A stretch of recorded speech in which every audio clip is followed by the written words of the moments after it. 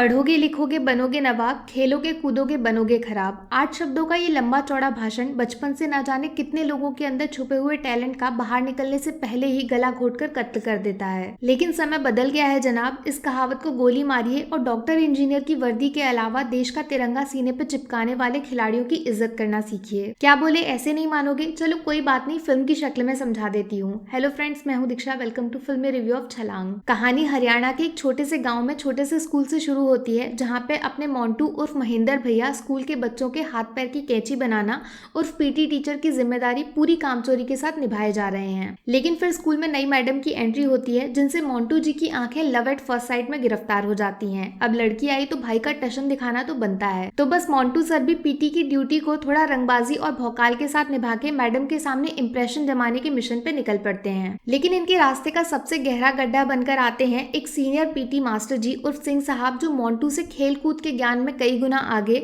और लड़की चुराने वाले डिपार्टमेंट में अली बाबा और 40 चोर के भी सरदार लगते हैं। बस यहाँ से फिल्म में वर्ल्ड वॉर 3 की शुरुआत हो जाती है। एक तरफ मोंटू भैया के देसी छोरे हैं तो दूसरी तरफ सिंह साहब के दबंग खिलाड़ी। दोनों टीमों में आपस में तगड़ा कंपटीशन, आर पार की जंग होगी। फाइनल में जो जीता, मैडम जी का रिस्पेक्ट और प्यार दोनों उसके नसीब में लिख जाएंगे। और स्कूल में असली पीटी मास्टर कौन है, इस बात का भी फैसला हो जाएगा। देखो, छलांग का सब्जेक्ट काफी पावरफुल और रियल लाइफ इंसिडेंट से उठाया गया है, जिसमें एजुकेशन वर्सेस स्पोर्ट्स यानी पढ़ाई वर्सेस खेल की सदियों से चली आ रही लड़ाई को सेंटर में रख के एक रोमांटिक ड्रामा तैयार करने की कोशिश की गई है। लेकिन फिल्म की कहानी में 1% भी कुछ भी नया नहीं है। वही सुनी सुनाई कहानी, जिसमें हीरो पहले मक्कार होता है, लेकिन फिर बाद में जिम्मेदारी के वजन के नीचे दबकर या फिर हीरोइन को पाने के चक्कर में वो पूरी दुनिया से अकेले भिड़कर एंड में झंडे गाड़ देता है। लेकिन एक चीज है जिसकी तारीफ जरूर होगी, जैसे करण जौहर की दुनिया में स्टूडेंट ऑफ द ईयर वाले बच्चे लाखों करोड़ों की गाड़ी में घूमकर कॉलेज सिर्फ लड़कियों को पटाने या फिर हवा में उड़कर स्टंट दिखाने आते हैं, वैसा छलांग में कुछ भी नहीं है। फिल्म की सेटिंग हूबहू असलियत में मौजूद रियल मामूली स्कूल के इर्द गिर्द बुनी गई है। पढ़ने वाले बच्चे भी मेरे आपके जैसे नॉर्मल इंसान है, ना कि कोई बॉडी बिल्डर फैशन मॉडल जो सीधा जिम से बाहर निकल के